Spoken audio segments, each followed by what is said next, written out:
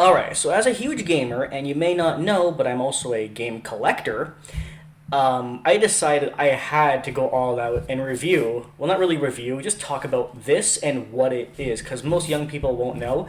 But this is, without a question, one of the greatest gaming replicas of all time. Like, straight up, that is just the flat out God's honest truth. Now, what is Nintendo World Championships? Well, let me tell you a tall tale. Back in 1991, Nintendo had hosted a literal championship, and people were playing Nintendo World Championships. Basically, it wasn't really its own game, it was just a compilation of three games. It was the original Mario game from 1985, Rad Racer, and a third game that I, honest to God, can't remember. But all they had to do was play a couple levels from each game as part of like a modded version of all three games combined. And whoever won got some prizes. There was, at the time, they were giving gold cartridges of Nintendo World Championships as well as gray cartridges. To my knowledge, I apologize if I have the information wrong, but they only made like 20 of the gray carts and like I think it was 8 of the gold ones. In modern day, very few of these actually still exist. There's only one on eBay, and that's of the gray carts. As far as the gold cart is concerned, Pat, the NES Punk on YouTube, has both the gold and the gray, and about 10 years ago he tried to auction them on the TV show Pawn Stars. They didn't accept it because he wanted like $40,000, which is kind of sad because if you have both today, you're looking at close to $1,000,000, and I'm dead serious. In fact, I'll just quickly show you. Jeff and I have been watching an eBay ad for over a decade.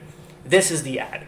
This is an ad on eBay of the only gray cart that we know of that still exists today, or at least the only one that's actually online. Jeff and I found this ad back in 2012, and we've been looking at it pretty much monthly ever since, and I'm dead serious. We saw the price increase around 2014, 2015 to $1,000,000, but then the guy brought it back down to 250,000 Canadian dollars, or 175,000 US dollars.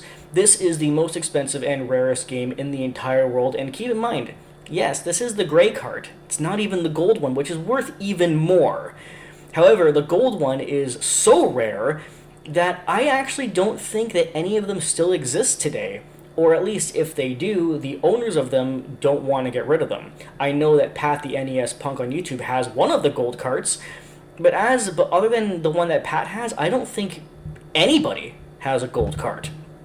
It's so rare that when I went to the Video Game Museum in Texas back in 2018, you can see that they actually had the gray cart in the case at the museum. This is a video game museum, and even they don't have the gold cart. That's how rare the gold cart is. It's so rare that even a video game museum doesn't have it.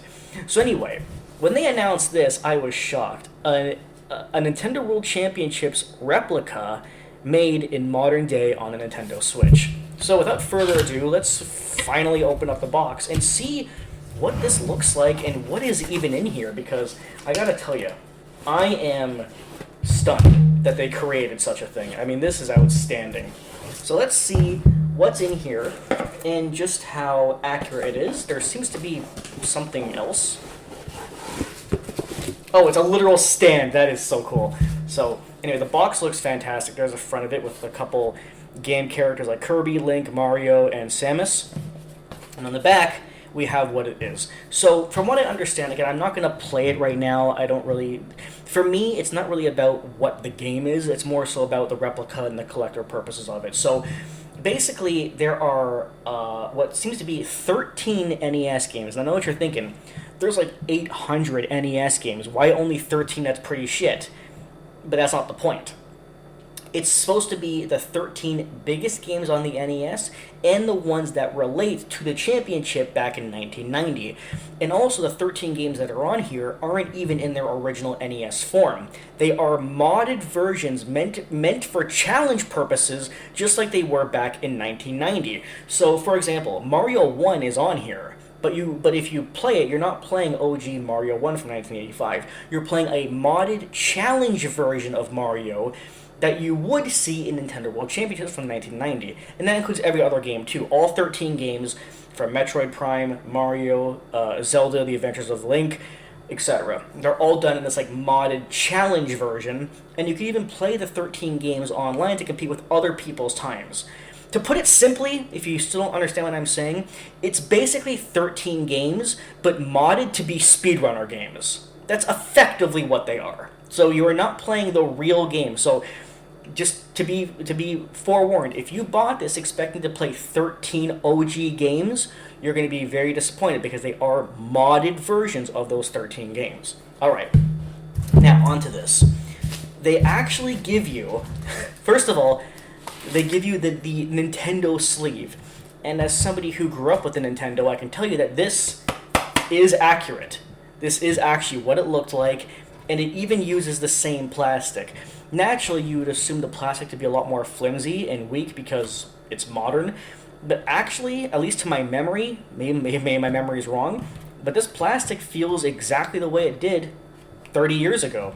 So I love that they actually give you one of these. When they said replica, they really meant replica, not just the game. They're even giving you the freaking sleeve it came in, and then a replica of the gold cart. I mean, by all means, put this in the collector's case behind some glass and tell people it's the real thing. You have a $1 million game, and that's not an exaggeration. The gold cart is actually worth $1 million. So as you can see, they went all out making this thing look real. Although, again, I might be wrong, but I don't think the real one has a black background. I think it's actually white. I think so. Obviously, real collectors will know that it's not real. Plus, the gold is a lot more shiny than the actual gold card because they're just trying to make it look all bright and stuff. And of course, the back is not what an NES game would have normally. And then finally, your most obvious pinpoint that it's not a real game is that it doesn't even have... the bottom is hollowed out. So, yeah, obviously, it's not real. But if you don't pick it out of your collector's case, if you happen to own one, you can tell unsuspecting people, I own Nintendo World Championships. They give you a little stand so you can do that. That is freaking beautiful. I mean, I gotta keep that on the side here. Hopefully I don't knock it off my table by accident. Alright, let's hit the plastic on the floor. Then we have the game, just exactly what you'd expect. It's literally the game that you would play. So while this is just the game, I decided to open it up just in case there was something else in here, and there isn't. There is no booklet or anything, so nothing collector as far as the actual game goes. It's completely empty, like all modern things are. I think ever since PS3, cases stopped coming with manuals and booklets, but there is the game, as you'd expect it to be. Then we have this. Well, technically we have two of them. Let's find out what these are. Okay, so I got the first one open. Let's take a quick look. It opens up here, I guess. I don't know if it's supposed to open up on the top or the side, but I'm going for the side. Okay, so we have a sleeve with a bunch of covers of the classic games. I think they're just cards. Yeah, they're literally just cards. So you got the original Mario Bros. Move this out of the way. Got the original Legend of Zelda. Got the original Metro. And on the back is a picture of each character. So there's Samus on the back. Got the original Donkey Kong. There's Donkey Kong on the back. This one, I actually never played Kid Icarus, but I have seen the game. Kid Icarus on the back. Anyway, Super Mario 2, Excite Bike, Ice Climber, Balloon Fight, Super Mario 3, The Adventures of Link, or basically Zelda 2, Super Mario Bros. The Lost Levels, and Kirby's Adventure. And that is, in case you're wondering, those are the 13 most popular games on the NES. So basically, they're effectively, like, quite literally just picture cards. They don't do anything, they don't have, like, scanner codes, it's not a game, it's nothing. They're just cards for the purposes of collector, which is fine. I mean, for me personally, these are nothing special, but, I mean, the fact that they're in here is just a little nice extra. Like, that's... I view it as a nice extra, and why would you not want an extra just for the sake of having an extra? So, leave that on the floor until I repackage it properly. Okay, and then we were also sent this. I'm not quite sure what this one is, but it opens up differently. It opens up kind of like a jewelry box, like that. There's the inside. Fancy, because it's even got a protector, so this might be a little bit fancy or oh my god!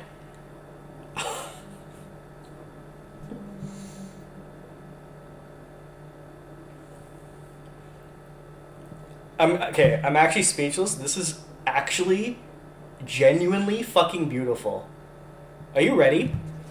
5 beautiful pins.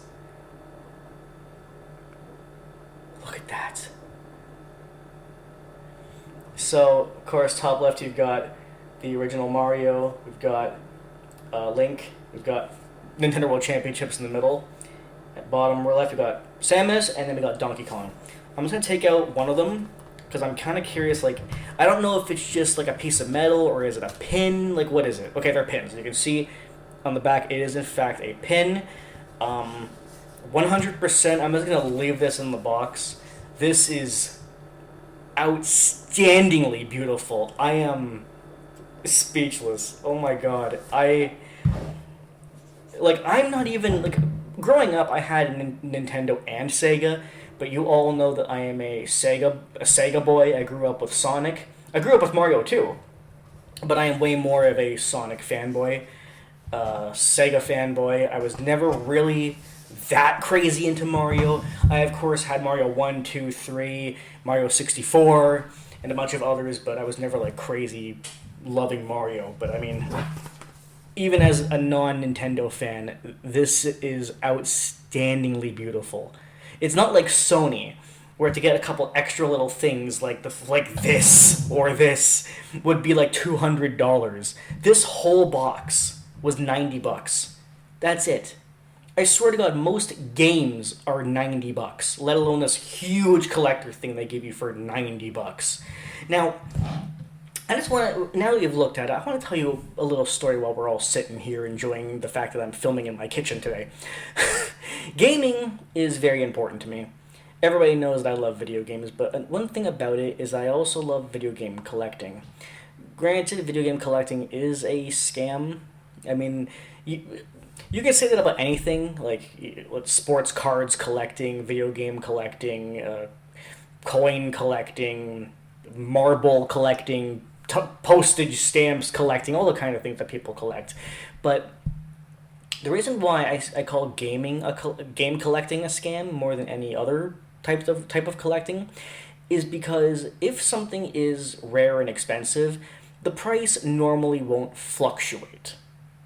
However, based on the current market, as well as time goes on and inflation changes, game collecting prices actually do go up and down, much like that guy's ad on eBay that hit $1 million 8 years ago and is now down to $175,000. This includes other games that are primarily collectibles on the Super Nintendo as well as the N64.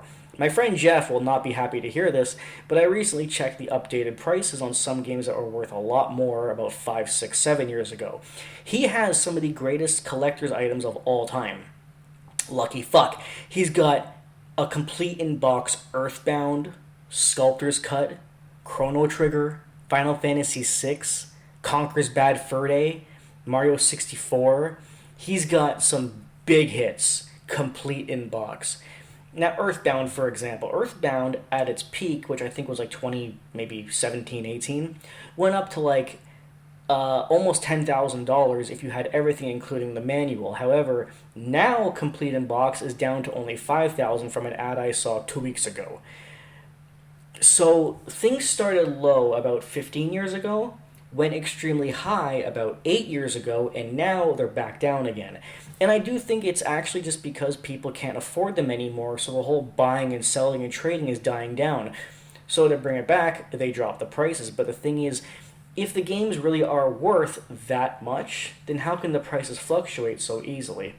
That's just what I think. Maybe I am not as smart of a collector as I think I am, but it does seem weird to me.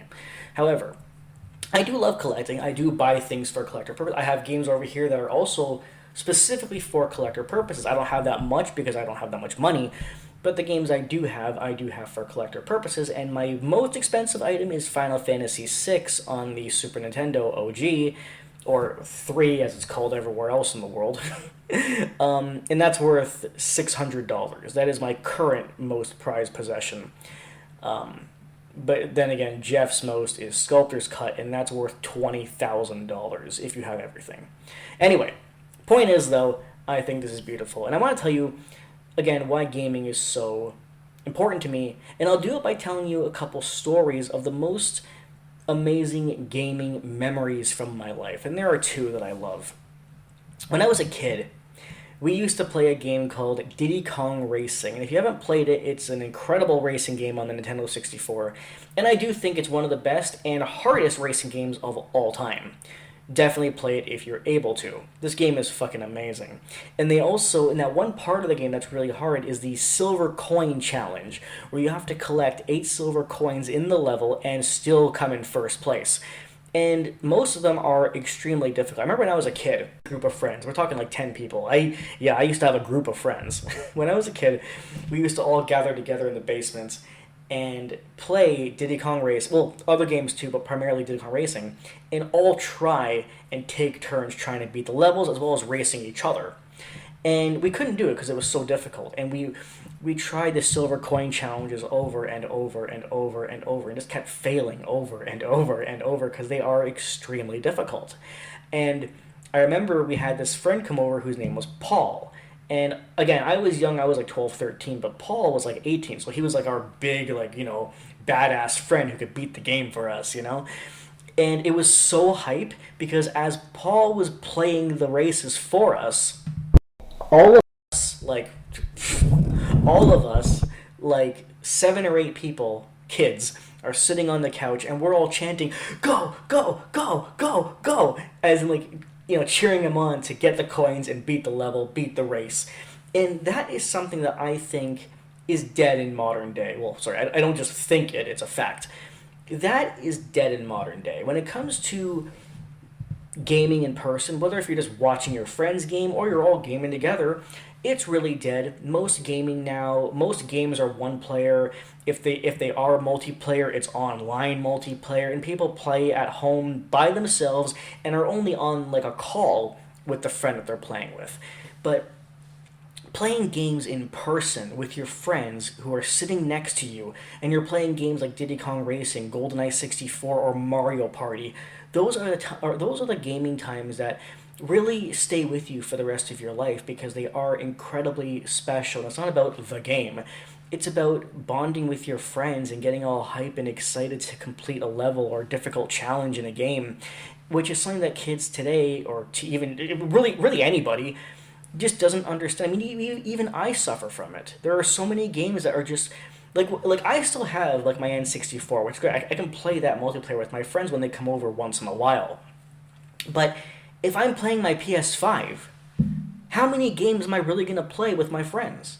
There are some, sure, but not many. And it's just disappointing that the concept of multiplayer, or at least couch multiplayer, couch meaning at home, local, is just a dead concept, and people don't understand how special it was. Playing Diddy Kong Racing and cheering on our friend who beat it for us while there's like 10 kids on the couch, all getting super excited, cheering, go, go, go, while eating pizza and drinking Coke, and having a sleepover of a gaming night all night was some of the most special moments of my life, and I will always cherish them because I don't really have them anymore, and neither does really anybody else. In fact, the only other very fun gaming story I have is actually modern, but again, these types of things just don't happen. When I moved into the apartment in 2020, you guys remember that apartment, me and my ex had invited over a few friends because we had just moved in, we wanted to hang out. And we actually had 2 TVs. So what happened was there was 8 of us in total. Wait, no, there was 10. There were 8 friends, and then me and my ex, so 10 in total. And we had 2 TVs, one in our bedroom and one in the living room. And I had hooked up my N64 to one TV and my PS2 to the other TV. And we were playing 4-player games on each TV. And what was so great was that I had, it was four of my friends were sitting in the bedroom all playing like Mario Party or something like that. And then my other four friends, I mean, the PS2 only has two controllers, but they were swapping. Anyway, and then my other four friends are sitting on the other TV in the living room playing a multiplayer PS2 game. And I remember I was walking back and forth to watch that TV on the PS2 and watch this TV N64 and just seeing the games that my friends were playing. This only happened 4 years ago. So I was 30 years old, and it was still a magical moment. I wasn't really playing the games myself. I was more or less, because I was hosting, like my friends were over. I was hosting. It was my apartment. So I was walking back and forth from room to room to see what they're doing, and everyone's having fun. Everyone's yelling in the apartment and screaming and cheering and getting angry if they lose in the game and getting damn you, all that shit that you just don't get today. That anger of when your friend fucks you over in Mario Party and you give them a little smack or throw their controller. You're not being aggressive for real. It's all in good fun. But people today don't understand that magic of couch co-op, either playing against your friends and trying to win, or even trying to help your friends, like my old friend who played Diddy Kong Racing for us. These are moments that stay with you, and this is what makes gaming a truly magical and beautiful and friend-building thing that just doesn't happen today. I'm not saying that multiplayer couch co-op games don't exist. Like Sonic Superstars is our most like modern game that is a callback to our childhood, but it happens so rarely now. But regardless, that's what gaming is to me and why it's so special and why I love gaming as well as game collecting. And something like this takes you back to 1990, where you can not only relive an amazing gaming moment, but be part of history with the rarest and most expensive game in the entire world. And that is something truly special. See you later.